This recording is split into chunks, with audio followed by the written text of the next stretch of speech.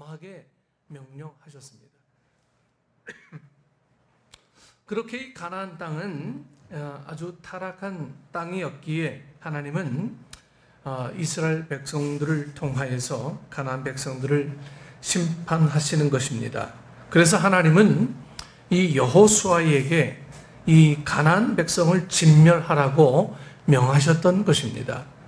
여러분, 우리가 하나님에게 이 부여받은 축복들은 그 다음에 관리하는 게 훨씬 더 중요해요. 그럼 복을 받는 게 목적이 되어서는 안 돼요. 복을 받은 다음에 관리하는 게 중요한 거죠.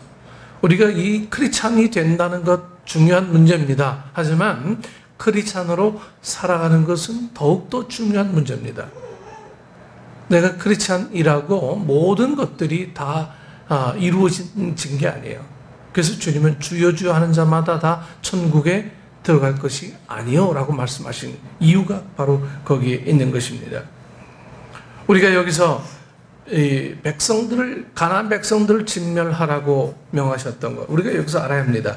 하나님이 심판하시면 그때는 일절 자비가 있을 수 없다는 거예요. 두 번째는 가나안 땅은 이 하나님이 아브라함에게 주신 약속의 실현이었기 때문이었습니다. 하나님이 아브라함에게 가나안 땅을 주겠다라고 하는 이 약속이 있었기 때문에 그래요.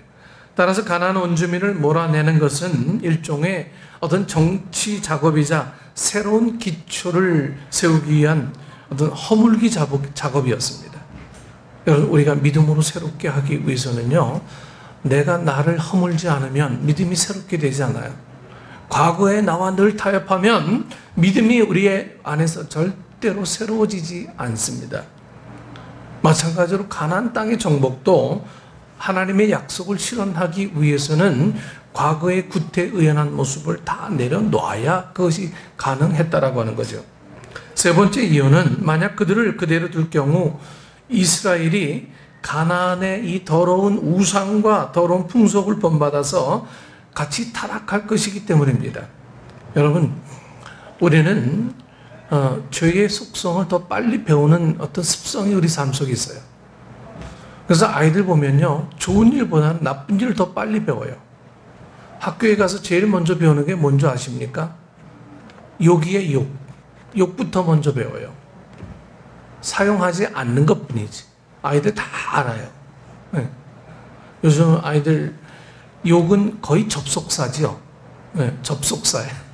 욕이 안 들어가면 대화가 안 될 정도로 아이들의 입은 그렇게 욕으로 만연되어 있습니다. 단지 교회 나와서 그렇게 얘기 안 할 뿐이죠. 네. 신명기 20장 16절에 보면 오직 내 하나님 여호와께서 내게 기업으로 주시는 이 민족들의 성읍에서는 호흡이 있는 자는 하나도 살리지 말지니 곧 헷 족속과 아모리 족속과 가나안 족속과 브리스 족속과 히위 족속과 여부스 족속을 내가 진멸하되 내 하나님 여호와께서 네게 명령하신 대로 하라. 이는 그들이 그 신들에게 행하는 모든 가증한 일을 너희에게 가르쳐 본받게 하여 너희가 너희 하나님 여호와께서 범죄하게 할까 함이니라. 결론적으로 이스라엘 백성들에게 가나안 원주민들을 다 몰아내라 하신 이유는요, 이스라엘 백성들을 위한 것이었어요. 그것이 이스라엘 백성들과 그 후손들을 하나님의 축복 위에 건설하는 방법이었기 때문입니다. 그런데 이 이스라엘 백성들은 하나님의 명령대로 정말 잘 순종했을까요? 아니잖아요. 그래서 오늘 그것을 살피려고 합니다. 첫 번째는 사사기 시대의 문제, 이것은 절반의 순종입니다. 절반의 순종. 그러니까 첫 번째로 유다의 가나안 정복을 살펴봅니다. 1장 1절부터 7절 이 말씀에 유다의 가나안 정복 이야기가 나와 있죠. 사사기 1장 1절에서 2절 보면 여호수아가 죽은 후에 이스라엘 자손이 여호와께 여쭈어 이르되 우리 가운데 누가 먼저 올라가서 가나안 족속과 싸우리이까? 여호와께서 이르시되 유다가 올라갈지니라. 보라, 내가 이 땅을 그의 손에 넘겨주었노라 하시니라. 유다 지파가 먼저 기도합니다. 누가 가서 가나안 족속과 싸울까요? 2절에 하나님은 유다 지파가 올라가라 이렇게 응답하셨어요. 하나님이 유다 지파가 가라고 하셨을 때는 이 무슨 뜻입니까? 유다 지파만으로도 충분하다 이거예요. 그리고 하나님은 유다 지파에게 승리를 약속하셨습니다. 그런데 이 유다 지파는 시므온 지파와 같이 가자고 설득하지요. 그래서 시므온 지파와 같이 올라가서 승리합니다. 왜 시므온 지파와 같이 갔을까요? 하나님은 유다 지파 너만 가도 충분히 되는데 왜 유다 지파는 시므온을 같이 끌어들였을까요? 유다 지파 혼자 가는 것보다 같이 가면 뭐 사실 좋은 거 아닙니까? 훨씬 더 수월하게 이길 수 있는데 일반적으로는 그래요. 그런데 사사기 전반의 이 문맥에서 우리가 살펴보면 이 제2에는 유다 자신의 힘보다는 시므온과 힘을 합치면 좋겠다는 마음입니다. 하나가 더 합해지면 힘이 커져서 승리가 확실하기 때문에, 즉 이 전쟁을 힘의 논리로 이해한 거예요. 힘의 논리로. 누가 더 힘이 세냐, 누가 더 머릿수가 많으냐, 여기에 따라서 전쟁의 승패가 갈려진다라고 유다 지파는 생각했던 거죠. 그 속에는 하나님이 함께하는 것만으로는 부족하기 때문에 시므온 지파의 협력을 구하는 마음이 있음을 짐작하게 됩니다. 즉 유다의 협력 요청에는 하나님을 전적으로 의지하지 못하는 마음이 숨어 있음을 우리는 볼 수가 있습니다. 그리고 아도니 베섹의 손가락과 발가락을 이 자른 행위를 우리는 성경을 통해서 봅니다. 6절에 아도니 베섹이 도망하는지라 그를 쫓아가서 잡아 그의 엄지손가락과 엄지발가락을 자르매. 그런데 우리는 여기서 또 이 반쪽짜리 순종을 보죠. 여러분, 아도니 베섹이란 이 베섹의 지도자, 이 베섹의 왕이라는 뜻입니다. 그러니까 이 베섹 땅의 왕, 이게 이 아도니 베섹이죠. 이 아도니 베섹은 자신이 당한 일이 하나님의 갚으심이라고 고백합니다. 이 아도니 베섹이 내가 이 당한 일은 하나님의 갚으심이다 이렇게 고백을 해요. 그런데 하나님은 손가락 발가락 자르라고 명하지 않고 그냥 진멸하라 말씀하셨어요. 그런데 유다 백성은 베색 왕을 죽이지 않습니다. 손가락 발가락만 잘라요. 아도니 베섹이 이르되 옛적에 70명의 왕들이 그들의 엄지손가락과 엄지발가락이 잘리고 내 상 아래에서 먹을 것을 줍더니 하나님이 내가 행한 대로 내게 갚으심이로다 하니라. 무리가 그를 끌고 예루살렘에 이르렀더니 그가 거기서 죽었더라. 7절 하반절에 보면 이 베색 왕이 죽었다는 결론은 같았지만 아도니 베섹은 자연사를 한 거예요. 그냥 늙어 죽은 거예요. 이스라엘 백성이 직접 죽이지 않았어요. 그러면 유다는 왜 이 베색 왕을 포로로 잡아서 엄지손가락과 발가락을 잘랐을까요? 그것은 이 유다 지파는 지금 가나안 족속들이 전쟁 후에 하는 행동을 따라하고 있는 거예요. 즉 유다 지파는 어느새 가나안 족속들의 영향을 받아서 그들을 흉내내고 있는 거예요. 미국 사람들이 처음에 이제 원주민과 전쟁을 벌일 때 인디언들이죠. 인디언들과 전쟁을 벌였을 때 이 인디언들은 몰래 밤에 숨어 들어와서 이 백인들 군인들의 머리를 이렇게 머리 가죽을 벗겨서 그렇게 이 장식물로 삼았죠. 이 전시물로 삼았습니다. 그래서 똑같이 미국 군인들도 이 인디언들을 잡으면 머리 가죽을 벗겨서 이 전시용품으로 이렇게 삼았던 것을 보면 똑같은 이치예요. 지금 가나안이 하는 그 일을 이스라엘 백성 유다 지파가 지금 그대로 하고 있어요. 엄지발가락과 엄지손가락을 자르는 거예요. 너희들이 그랬으니 나도 그런다. 하나님은 그냥 진멸하라고 그랬는데 베섹의 왕을 끌고 승리의 전리품 삼아서 전쟁의 결과에 대한 영광을 자기들이 취했던 겁니다. 손가락과 발가락을 자른 이유도 그 측면에서 이해해야 합니다. 하여튼 이 전리품이에요, 전리품. 즉 유다 지파는 하나님이 명령한 전쟁의 원리를 따르지 않고 있었다고 하는 거죠. 그리고 하나님께 돌려야 할 영광을 자기들이 누리려는 것입니다. 이 가나안 문화를 유다 지파가 조금씩 따라가는 모습이 보이게 됩니다. 두 번째로 요셉 지파의 이 베델 정복 이야기가 1장 22절에서 26절 말씀에 나옵니다. 이 요셉 지파는 베델, 가나안 지명을 루스죠. 이 베델을 정복하기 전 정탐꾼을 파견해서 살핍니다. 살펴보니까 베델 성으로 들어가는 비밀 통로가 있음을 알게 됐어요. 그래서 그 성읍의 한 사람과 이 모종의 이 협상을 하게 합니다. 그 비밀 통로로 우리를 안내하면 당신만은 살려주겠다는 그 약속이에요. 이제 계약을 맺은 거예요. 그래서 그 비밀 통로로 들어가서 베델성을 정복하죠. 이 사건은 이 여호수아가 여리고를 정복할 때 여러분 기생 라합과 약속대로 라합 가족을 살려준 것과 아주 매우 유사한 사건입니다. 하지만 결론은 아주 엉뚱하게 흘러갑니다. 선대한다고 하면서 이 사람을 하나님 백성의 공동체로 들어오게 하지 않고 그냥 놓아서 딴 살림을 차리게 하죠. 그래서 그는 햇사람 땅에 가서 성을 건축하고 그 이름을 뭐라고 불렀습니까? 루스라 이렇게 불렀어요. 그래서 이 협상으로 살려준 그 가나안 사람이 다른 데 가서 또 다른 루스라는 성을 건설하여 이제는 합법적으로 가나안 백성이 번성하게 되었다는 말씀이죠. 26절 말씀에 그 사람이 햇사람들의 땅에 가서 성읍을 건축하고 그것의 이름을 루스라 하였더니 오늘까지 그곳의 이름이 되니라. 여러분, 이 사건 역시 절반의 순종입니다. 왜? 가나안 정복에 대한 하나님 명령은 이렇습니다. 신명기 7장 2절에서 나와 있어요. 내 하나님 여호와께서 그들을 내게 치게 하시리니 그때 너는 그들을 진멸할 것이라. 그들과 어떤 언약도 하지 말 것이요 그들을 불쌍히 여기지도 말 것이며.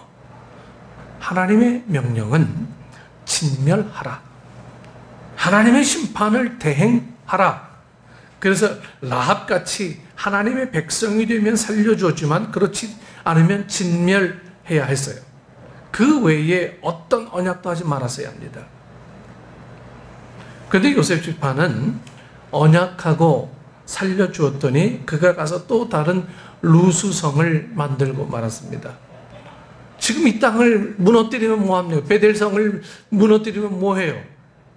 그와 타협한 이 사람을 놓아줘서 또 다른 땅에 가서 루스를 또 만들었어요. 그래서 가나안 우상은 또다시 살아나고 말게 됩니다. 결국 요셉 지파의 승리는 승리한 것 같지만 어정쩡한 승리였어요. 그것은 요셉 지파의 반쪽짜리 순종 때문이었던 것입니다. 세 번째로 다른 지파들의 반쪽 순종을 또 살펴보고자 합니다. 26절부터 36절까지 계속 남은 지파들이 이 가나안 거민들을 쫓아내지 못하고 라는 문장이 계속 등장합니다. 지파마다 다 이 가나안 족속들을 쫓아내지 못하고 계속 반복돼요. 29절에서 33절에 보면 에브라임이 게셀에 거주하는 가나안 족속을 쫓아내지 못하며 가나안 족속이 게셀에서 그들 중에 거주하였더라. 쫓아내지 못하였더라. 좀 더 이런 얘기가 계속 나오죠. 오늘 27절에서 36절에 쫓아내지 못했다고 이 6번이나 나옵니다. 한 지파만의 문제가 아니라 이스라엘 지파의 전체적인 문제였어요. 하나님은 가나안 이 7족속들을 쫓아내라 말씀하는데 이 지파에서는 그들을 쫓아내지 못합니다. 아니, 안 쫓아냈다라고 하는 게 더 맞는 표현일지도 모르죠. 이렇게 성경은 이스라엘 백성들이 가나안 거민을 쫓아내지 못하고 함께 가나안 땅에서 살게 되었다는 것을 이스라엘 백성에게 그만한 능력이 없어서 그런 것처럼 표현하고 있죠. 그러나 과연 이스라엘이 능력이 모자라서 쫓아내지 못한 것일까? 이스라엘 백성들은 그렇게 변명하고 싶었을 것입니다. 그러나 2장에 가면 하나님께서 한 하나님의 사자, 이 한 하나님의 사자, 어떤 원문에는 천사라고 표현하고 있죠. 이 사자를 보내서 분명히 말씀하고 있습니다. 2장 2절에 너희는 이 땅의 주민과 언약을 맺지 말며 그들의 제단들을 헐라하였거늘 너희가 내 목소리를 듣지 아니하였으니 어찌하여 그리하였느냐. 천사를 보내서 왜 그렇게 했냐. 지금 이 이스라엘 백성들의 각 스파에게 좀 묻고 있어요. 못한 것이 아니라 안 한 것이죠. 즉 하나님에 대한 말씀에 대한 불순종입니다. 하나님은 이렇게 선언하셨어요. 그것은 너희가 쫓아내지 못한 것이 아니라 쫓아내지 아니함이다. 그런데 문제는 불순종은 불순종으로 결코 끝나지 않습니다. 불순종은 부메랑처럼 다시 그들에게 돌아오죠. 가나안 땅의 거민을 쫓아내지 않는 불순종으로 인해서 이 이스라엘 백성은 가나안 우상 문화를 남겨놓고 맙니다. 그 결과 결국 이스라엘 백성들이 훗날 가나안 사람들에게 오히려 먹히고 고통을 당하게 되는 결과를 초래하게 되는 원인이 되기도 합니다. 그것이 사사기의 역사고 암흑시대가 되는 가장 중요한 이유였던 거예요. 두 번째로 그들은 왜 절반만 순종했나? 우리가 진정한 이유를 본문 말씀에서 우리가 살펴봅시다. 첫 번째로 인간적인 계산이 믿음보다 앞섰기 때문입니다. 여러분, 인간적인 계산이 믿음보다 앞섰다. 이것 남에게 얘기하는 게 아니라 오늘 우리에게, 나에게 하는 이야기예요. 인간적인 계산이 믿음보다 앞섰어요. 19절 말씀에 여호와께서 유다와 함께 하신 거로 그가 산지 거민을 쫓아내었으나 골짜기의 거민들은 철병거가 있으므로 그들을 쫓아내지 못하였으며, 이 말씀은 철병거 때문에 어쩔 수 없이 쫓아내지 못했다고 받아들이면 안 돼요. 이 말씀은 유다 지파가 상대방이 철병거가 있다고 더 이상 싸우지 않았다는 의미입니다. 즉 힘들다는 이유로 정복을 포기했다는 말씀입니다. 여러분, 왜 포기합니까? 철병거가 있으므로, 하나님보다 철병거가 더 크게 보인 거예요.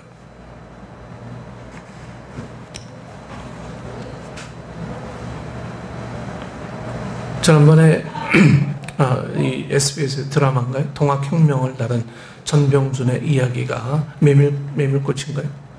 네. 그 드라마를 보면서 마지막 장면이 저에게 너무 머릿속에 인상이 남았어요. 여러분, 일본 군사들은 총으로 무장하고 있고 동학군들은 죽창, 뭐 이런 거 들고 싸워요. 누가 이깁니까? 당연히 일본이 이기겠죠. 그런데도 불구하고 전병군의 동학군은 일본군들에게 그냥 가서 그냥 죽어요. 저는 이 사실을 보고요, 오늘 가나안 백성들이 철병거 앞에서 자신과 타협하고 하나님의 명령을 위해서 순종하지 않는 모습을 살펴보면서 참 우리 민족들은 위대한 민족이다, 이런 꿈을 꿉니다. 그들은 진정한 승리가 뭔지 알았어요. 저항이라고 하는 거예요. 저항. 훗날에 그들을 기억할 수 있는 사람들이 우리 아마 더 크게 자리 잡을 거다. 전병준은 잡히고 스스로 죽기를 원하죠. 자기가 죽어야 또 다른 전병준이 나올 거니까. 너무너무 감격스러웠어요. 너무너무 그 마음속에, 제 마음속에 크게 자리 잡았어요. 그래서 이 드라마는 제가 한 번도 빼놓지 않고 늘 봤습니다. 오늘 이스라엘 백성들은 철병거가 그게 더 크게 보인 거예요.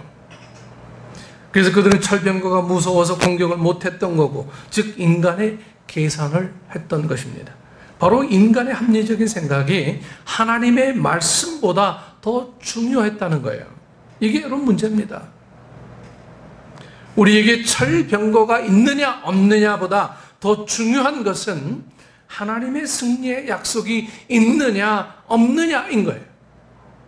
오늘 우리 안에서 하나님의 약속이 내 안에 숨어 있느냐, 아니면 내 안에 드러나 있느냐, 이것이 오늘 우리가 믿음 생활을 잘하느냐 못하느냐가 결정되어지고 있는 가장 중요한 요소입니다.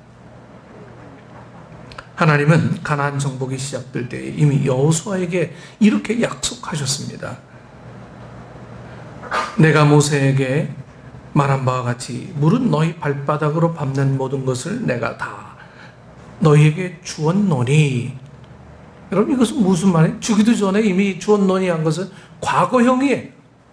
이미 네 거다 이거예요. 성경에서 미래를 과거형으로 표현한 것은 그만큼 확실하다는 표현입니다. 여러분, 천국이 미래형입니까? 우리가 천국 들어가는 게 미래형입니까? 과거형이 돼야 돼요.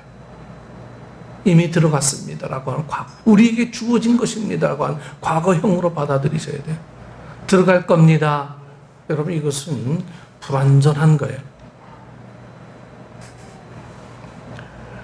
그런데 이 확실한 하나님의 약속을 믿음이 없어서 누리지 못하고 있는 거예요. 믿음이 없어서 누리지 못하고 있어요. 그 이유는 너무 간단해요. 계산이 앞섰기 때문에. 말씀처럼 믿음이 없이는 하나님을 기쁘시게 할 수가 없습니다. 우리는 합리적인 생각을 할 수 있어야 합니다. 그러나 사람의 합리적인 생각이 하나님의 말씀과 상반되는 경우 어느 쪽을 따라야 하는가? 그때는 인간의 생각을 버리고 하나님의 말씀을 따라가야 합니다. 여러분, 그게 믿음이에요. 여러분, 우리가 믿음생활을 왜 하는지, 교회 다니는 분들 보면 믿음생활을 왜 하는지 모르고 그냥 교회 왔다 갔다 하시는 분들이 너무 많아요. 내가 왜 믿음생활 하지? 천국 들어가려고. 이건 아닌데.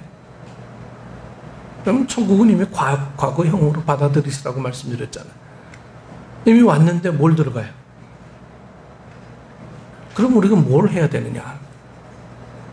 하나님께서 우리를 통해 이루고자 하시는 일이 우리의 어떤 사명이 되어야 된다라고 하는 거예요. 예수 안 믿는 분이 여러분들에게 너 교회 왜 다니냐 물어보면 천국 가려고. 이거는 완전 초등학교의 학생도 그런 대답을 할 수가 없어야 돼요. 하나님이 나를 통해서 뭔가를 이루시기 위해서 내가 교회를 다닙니다.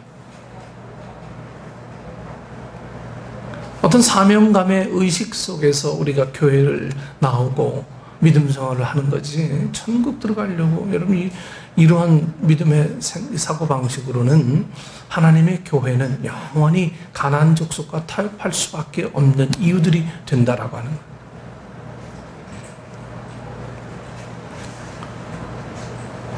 예를 듭니다. 일주일에 한 번 쉬는 거, 11조 하는 거, 계산해 보면 분명한 손해지만, 인간적인 계산을 버리고 하나님 말씀에 순종할 때 하나님이 복을 주어주시는 법이 바로 이 하나님의 법 아닙니까? 네. 돈 아깝지 않고, 우리 시간 아깝지 않은 사람이 어디 있어요? 근데 예배하는 시간이 아깝고, 물질 드리는 게 아까우면, 참, 이건 하나님과의 관계에서 우리 다시 한번 심각하게 우리를 생각해 봐야 돼요. 우리의 삶을 생각해 봐야죠. 인간의 계산을 하나님의 약속보다도 앞세우면 하나님이 더 이상 일하시지 않는다라고 하는, 그런 계산이 앞서는 신앙에는 하나님의 역사가 결코 일어나지 않습니다. 그런 걸 우리는 늘 조심해야 돼요. 계산적인 신앙은 결국 불순종으로 가게 됩니다. 그리고 계산이 앞서는 신앙은 자신의 불순종을 변명하게 되고, 더 나아가 불순종을 정당화하게 합니다. 그래서 계산적인 신앙은 하나님이 주시는 축복을 가로막는 장애물이 되고 말아요. 오늘 이스라엘 각 지파들이 다 이런 계산이 있었어요. 쟤네들 철병거가 있는데 우리는 낫을 들고 가서 어떻게 이겨? 그들에게는 40년의 하나님의 도움의 역사가 고스란히 남아있고 그들이 지켜봐 왔는데도 불구하고 그들은 결국 인간적인 계산이 하나님 앞에 믿음의 삶보다 훨씬 더 앞섰던 모습을 보게 됩니다. 여러분, 우리라고 예외가 되겠습니까? 우리는 더 심각할 수가 있어요. 우린 더 심각합니다. 계산적인 신앙들, 이기적인 신앙들, 이런 것들은 하나님의 역사를 결코 이루지 못하게 되는 가장 큰 중요한 요소라고 하는 거예요. 축복을 가로막는 거예요. 그러므로 계산을 앞세우는 신앙은 절반의 순종으로 끝납니다. 즉 이스라엘 백성의 문제는요, 하나님을 믿기는 믿으나 인격적으로 전심으로 믿지 않았다는 거예요. 필요할 때만 믿었지, 그렇지 않으면 믿지 않았고, 이해가 될 때만 믿었지, 그렇지 않으면 믿지 않았다는 말이죠. 이 계산이 앞서는 믿음이 사사기의 암흑시대의 주 원인이 되었다라고 하는 거예요.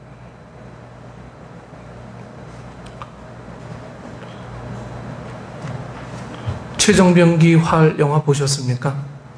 마지막 장면에 박해일이 아주 유명한 말을 하죠. 바람은 계산하는 것이 아니라 극복하는 것이다. 오늘 우리는 믿음을 계산하고 있습니까? 아니면 믿음을 정말 극복하기 위해서 주님과의 관계를 늘 하려고 하는 그런 믿음의 사람입니까? 암흑시대의 주 원인이 바로 이 계산에 앞섰기 때문에 그런 거예요. 두 번째로 현실적인 이익이 믿음보다 앞섰기 때문입니다. 현실적인 이익이요. 28절에 가나안 족속에게 노역을 시켰고 30절에 노역을 하였더라. 이스라엘 백성이 이런 생각이 있었던 거예요. 아, 저거 죽이면 우리가 수고하지 않아도 죽이면 우리가 더 수고해야 되냐. 그들을 우리 종으로 삼아서 그들을 노역시키면 우리는 좀 편하게 되고 하나님께서 이 땅을 정복하라고 하신 명령도 이루는 거 아니냐. 참 되게 합리적인 생각이 있었죠. 계속해서 노역을 시켰다는 말이 계속 반복이 되죠. 하나님은 다 진멸시키라고 했건만 이스라엘은 가나안 족속을 다 죽이지 않고 노역을 시켰어요. 즉 종으로 부렸다고 하는 거예요. 그 이유는 죽여 없애는 것보다 종으로 부려먹으면 얼마나 이득이냐는 계산이 그들의 삶에 앞섰어요. 더구나 이스라엘은 이제는 가나안 땅에서 농사를 짓고 살아야 되는데 그들은 농사 지어본 경험이 없어요. 왜 20세 미만만 들어왔으니까. 그 가나안에서 이스라엘 광야에서 만나마 메추라기를 먹고 살았으니까 그들이 농사 짓는 법을 어디서 알겠어요? 그런데 가나안 땅에서 농사 경험이 풍부한 가나안 사람들을 종으로 부려먹으면 일석이조 아니냐. 참 얼마나 합리적인 생각입니까? 그러나 그것은 중대한 실수였습니다. 그것은 하나님 말씀 거역하는 일이었기 때문이죠. 하나님 말씀 순종에 이것저것 계산하지 말아야 합니다. 순종하면 당장에 손해가 가더라도 여러분 순종해야 합니다. 그래야 하나님의 진정한 복을 받게 되는 거죠.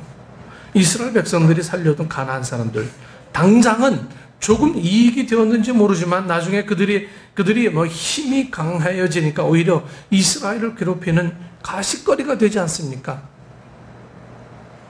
뿐만 아니라 그들이 가졌던 우상 문화와 성적으로 문란한 관습들에 이스라엘 백성들이 물들게 돼서 이스라엘 백성의 심각한 타락을 초래하고 말았어요. 그들은 심지어 동물과 수간까지 하는 그러한 민족들이 바로 가나안 민족이었어요. 동성애 아주 여반창처럼 여겼던 민족이 가나안 민족이었어요. 얼마나 더러운 민족입니까? 근데 그 민족을 살려둠으로 인해서 그 문화가 그대로 이스라엘 백성들에게 유입이 된 거예요.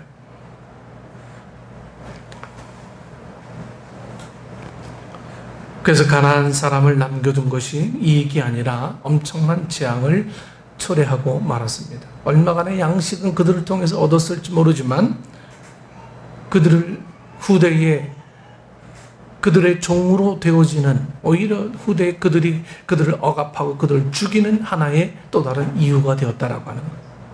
이게 사사기의 역사예요. 여러분 이익이라고 하는 건 좋은 겁니다. 그러나 성도는 말씀 안에서 이익을 추구해야 돼. 말씀 안에서. 그러나 하나님 말씀 버리면서까지 이익을 추구하면 결국 마귀와 손잡는 꼴이 되고 맙니다. 그래서 결국은 그 이익이 나중에 자신을 갉아먹는 독이 되고 말아요. 독이 되고 말아요.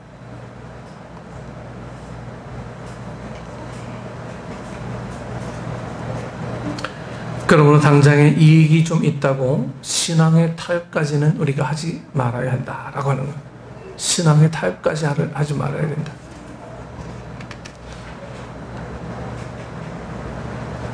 우리는 항상 합리적인 생각을 좋아하죠. 그러나 그 합리적인 생각이 모두 다 좋은 게 아니에요.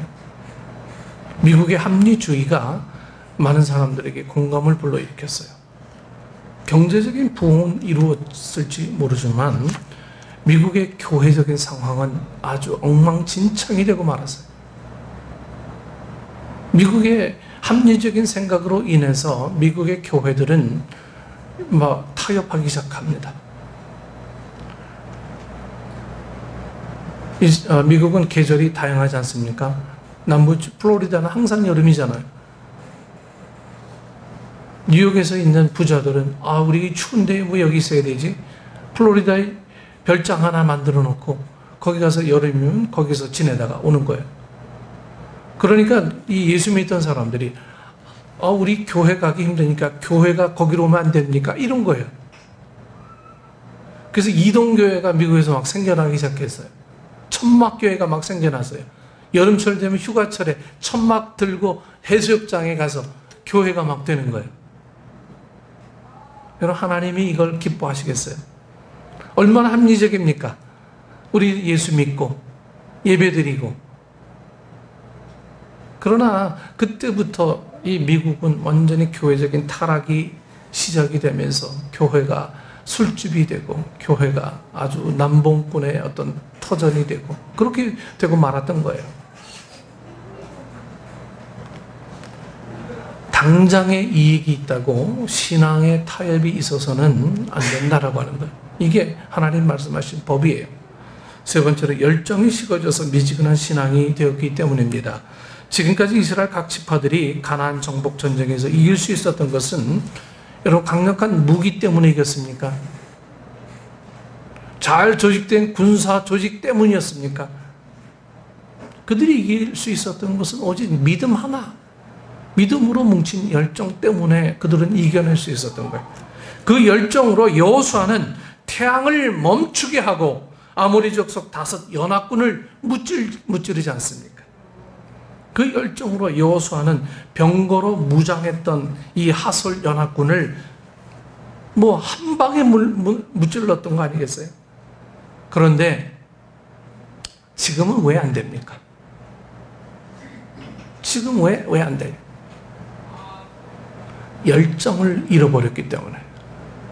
열정이 없어졌어요.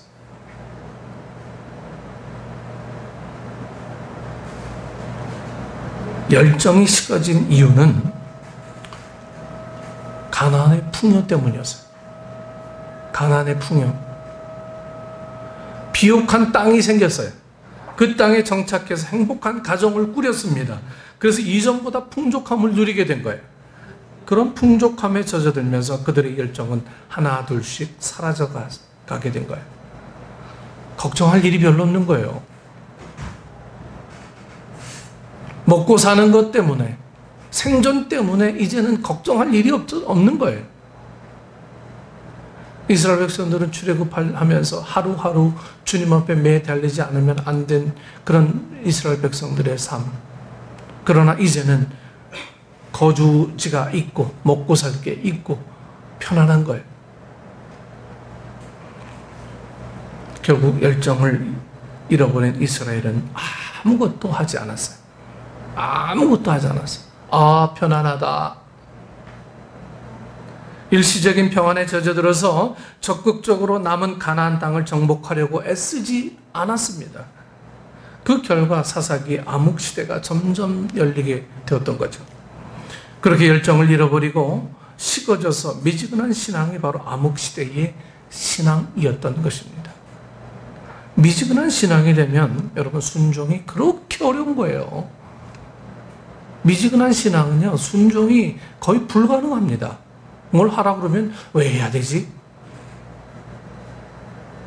그리고 미지근한 신앙은 순종은 안 하면서 하나님 축복은 많이 달라고 요구합니다. 하나님 살아계시면 왜 내가 좀 더 편안해야 되는데, 왜 내가 더 많이 얻어야 되는데. 그런데 미지근하다는 것은 마음 중심에 이 죄를 사랑하는 마음이 있기 때문이라는 것을 우리가 알아야 돼요.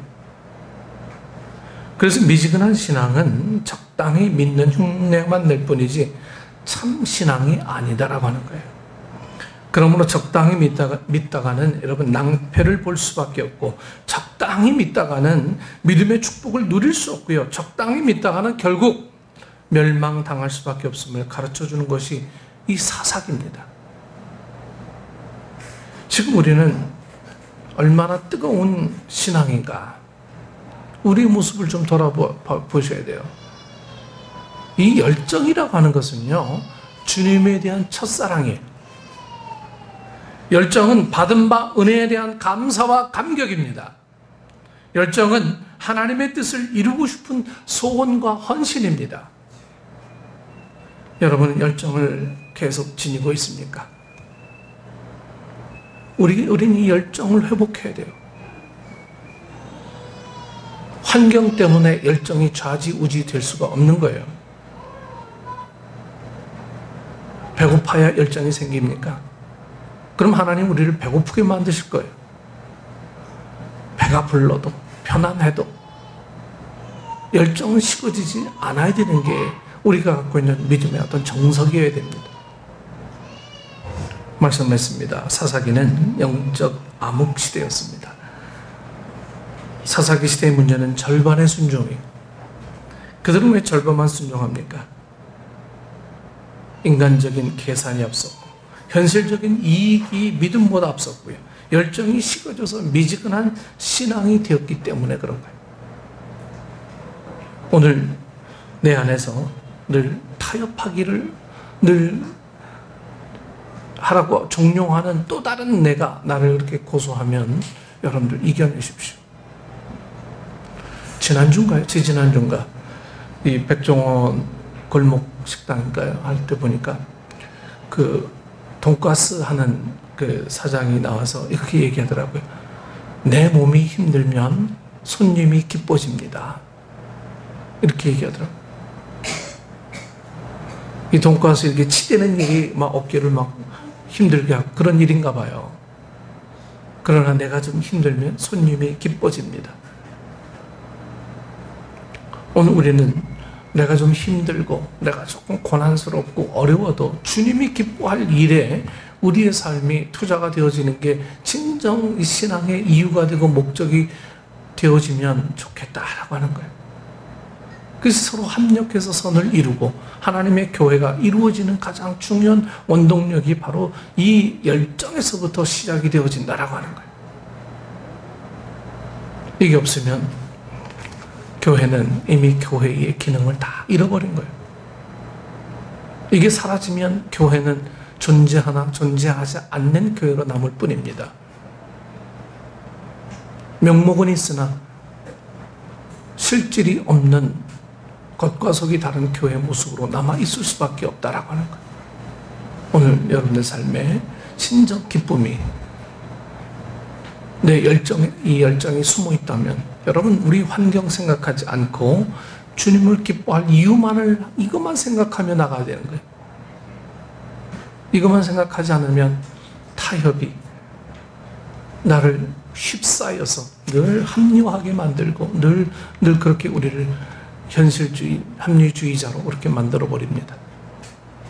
오늘 여러분들에게 믿음 주신 그 하나님을 온전히 기뻐하면서 하루하루를 주의 영광 위에 살아가는 우리 축복된 식구들 되기를 축원합니다. 네, 기도하겠습니다. 아버지 하나님, 진정 하나님의 사람이 이렇게 살아서 되겠는가라고 하는 질문들이 우리에게 언제 있었는지 우리를 돌아보게 하여 주옵소서. 교회가, 예배가 살아있고 순종이 살아있고 교회가 하나님 말씀으로 무장하는 그러한 존재로 살아가기 위해 우리가 날마다 힘써야 함에도 우리는 내 형편과 내 사정이 너무 급했기에 하나님의 말씀과 하나님의 삶에 대한 열정들이 늘 타협되었던 부분들, 절반의 순종만 있었던 우리의 모습들, 이것은 이스라엘 각 지파들의 모습이었고 하나님이 원하지 않는 모습이었습니다. 오늘 저희들의 삶 속에 진짜 그런 타협보다는 열정이 회복되고 하나님의 은혜가 다시 한번 우리 삶을 휘둘러 우리의 삶을 인도할 수 있는 적경이 될 수 있도록 주님 인도해 주옵소서. 예수님 이름으로 기도드리옵나이다. 아멘.